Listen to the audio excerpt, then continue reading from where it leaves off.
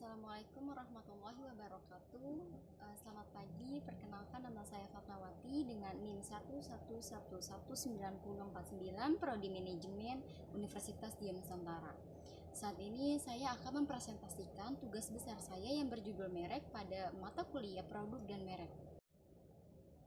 Berawal dari bab 1 pendahuluan, untuk susunannya yaitu ada latar belakang, rumusan masalah, tujuan, dan manfaat. Latar belakang dari merek itu sendiri, merek menjadi salah satu kata yang sangat populer yang sering digunakan dalam hal mempublikasikan produk, baik itu lewat media massa maupun media elektronik.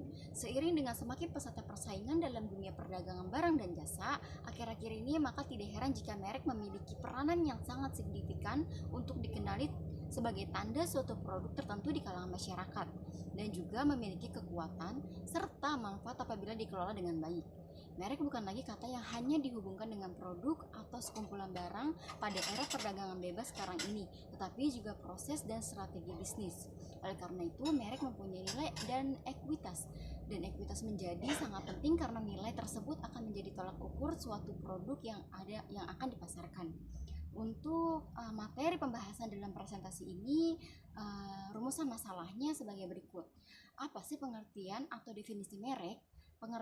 Mengetahui fungsi merek, mengetahui hak merek, perlindungan hukum bagi merek, serta strategi merek itu sendiri. Adapun tujuan dan manfaatnya, yaitu dari tujuan dalam penulisan makalah ini, yang pertama dapat mengetahui penjelasan dari pengertian atau definisi merek, dapat mengetahui fungsi merek, dapat mempelajari hak merek, dapat mempelajari perlindungan hukum bagi merek, dan dapat mempelajari strategi merek. Serta manfaatnya dalam makalah ini adalah bagi pembaca umum memperluas wawasan pengetahuan mahasiswa atau masyarakat tentang penjelasan dan pengertian definisi merek, memberikan gambaran tentang penjelasan fungsi merek dari tema makalah ini untuk memperkenalkan hak-hak merek, untuk membuka atau memperluas peluang pengetahuan, serta bagi penulis untuk mengasah keterampilan dalam hal menulis yang baik dan memenuhi tugas besar yang diberikan dalam proses belajar mengajar pada mata kuliah produk dan merek. Selanjutnya yaitu bab 2 pendahuluan. Seperti yang dijelaskan sebelumnya di rumusan masalah bahwa susunannya yaitu pengertian atau definisi merek, fungsi merek, hak merek, perlindungan merek, dan strategi merek. Selanjutnya yaitu pengertian atau definisi merek. Merek adalah salah satu atribut yang penting dari sebuah produk, di mana merek suatu produk dapat memberikan nilai tambah bagi produk tersebut. Merek tidak hanya sebuah nama bagi produk, tetapi lebih dari itu merupakan identitas untuk membedakan dari produk-produk yang dihasilkan dari perusahaan lain. Merek adalah suatu nama, istilah, tanda, lambang, desain, atau gabungan semua yang diharapkan mengidentifikasikan barang atau jasa dari seorang penjual atau sekelompok penjual, dan diharapkan akan membedakan barang atau jasa dari produk pesaing. Merek adalah suatu tanda atau simbol yang memberikan identitas suatu barang atau jasa tertentu yang dapat berupa kata-kata, gambar, atau kombinasi keduanya, menurut Dr. Bukhari Alma 2000. Dan dari definisi di atas dapat disimpulkan bahwa semua definisi mempunyai pengertian yang sama mengenai merek. Pada dasarnya merek terdiri dari dua bagian, yaitu bagian yang dapat diucapkan, yaitu nama merek, dan bagian yang dapat dikenali tetapi tidak dapat diucapkan, yaitu tanda merek. Slide berikutnya yaitu fungsi merek. Fungsi utama merek adalah untuk membedakan barang atau jasa yang diproduksi atau dibuat perusahaan lain yang sejenis. Merek berfungsi untuk memberikan identitas pada barang atau jasa dan berfungsi menjamin kualitas suatu barang dan jasa bagi konsumen. Bagi orang yang sudah membeli suatu produk dengan merek tertentu dan merasa puas akan kualitas produk barang atau jasa tersebut, akan mencari produk dengan merek yang sama di lain waktu. Merek juga dapat menjadi advertising tools untuk membantu periklanan dan promosi suatu produk. Merek juga berfungsi sebagai pembeda dari produk barang atau jasa yang dibuat oleh seseorang atau badan hukum dengan produk merek barang atau jasa yang dibuat oleh seseorang atau badan hukum lainnya. Barang atau jasa yang dibuat tersebut merupakan barang atau jasa yang sejenis, sehingga perlu diberi tanda pengenal untuk membedakannya. selanjutnya yaitu hak merek. Pasal 1 Undang-Undang Nomor 20 Tahun 2016 tentang merek dan indikasi geografis menjelaskan hak merek yaitu hak eksklusif yang diberikan oleh negara kepada pemilik merek yang terdaftar untuk jangka waktu tertentu dengan menggunakan sendiri merek tersebut atau memberikan izin kepada pihak lain untuk menggunakannya.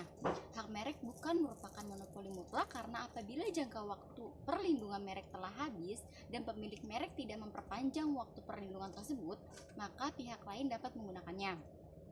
Hak atas merek dapat dipertahankan terhadap siapapun juga. Pihak yang tidak berhak tidak bisa menggunakan merek sebagai hak eksklusif.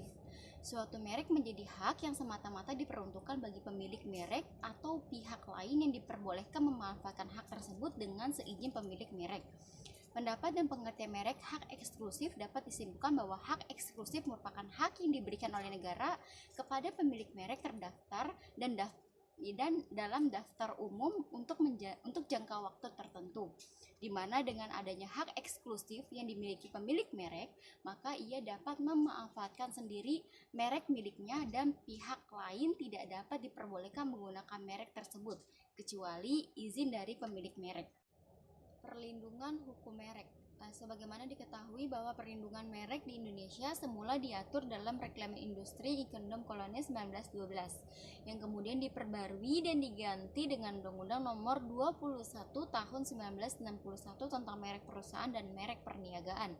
Disebut pula Undang-Undang Merek 1961. Selanjutnya, pengaturan hukum merek yang terdapat dalam Undang-Undang Merek 1961 diperbarui dan diganti lagi dengan Undang-Undang Nomor 19 Tahun 1992 tentang merek. Selanjutnya disebut Undang-Undang Merek 1992 yang mulai berlaku sejak tanggal 1 April 1993. Dengan berlakunya Undang-Undang Merek 1992, Undang-Undang Merek 1991 dinyatakan tidak berlaku lagi. Undang-Undang Nomor 19 Tahun 1992 disempurnakan lagi dengan Undang-Undang Nomor 14 Tahun 1997. Penyempurnaan undang-undang terus dilakukan hingga sekarang diberlakukan Undang-Undang Nomor 15 Tahun 2001 tentang merek. Tujuan dari perlindungan hukum merek adalah untuk melindungi khalayak ramai dari tiruan barang-barang yang memakai suatu merek yang sudah dikenalkannya sebagai merek barang-barang yang bermutu baik. Selain itu, Undang-Undang Merek 1991 juga bermaksud melindungi pemakaian pertama dari suatu merek di Indonesia. Strategi merek. Pengertian dari strategi merek secara umum adalah bagian strategi bisnis suatu perusahaan yang memiliki tujuan mengatur keseluruhan elemen brand atau merek di dalam hubungannya dengan perilaku dan sikap konsumen.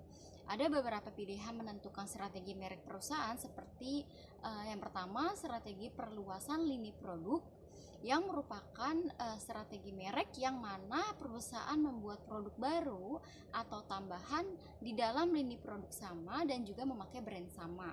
2. Strategi perluasan merek yang merupakan strategi branding yang mana perusahaan akan mengambil kebijakan menggunakan merek yang telah ada serta sudah sukses di pasaran untuk digunakan menjadi produk merek yang baru pada lini produk berbeda. Ketiga, strategi banyak merek yang merupakan strategi merek yang mana perusahaan menggunakan banyak brand atau merek produk yang dijual di dalam sebuah kategori produk sama. Yang keempat, strategi merek bersama yang merupakan strategi merek yang mana perusahaan atau beberapa perusahaan melakukan kerjasama menggunakan atau menggabungkan dua brand atau merek untuk sebuah produk. Demikian presentasi yang telah saya sampaikan, kurang lebihnya mohon maaf. Wassalamualaikum warahmatullahi wabarakatuh. Terima kasih.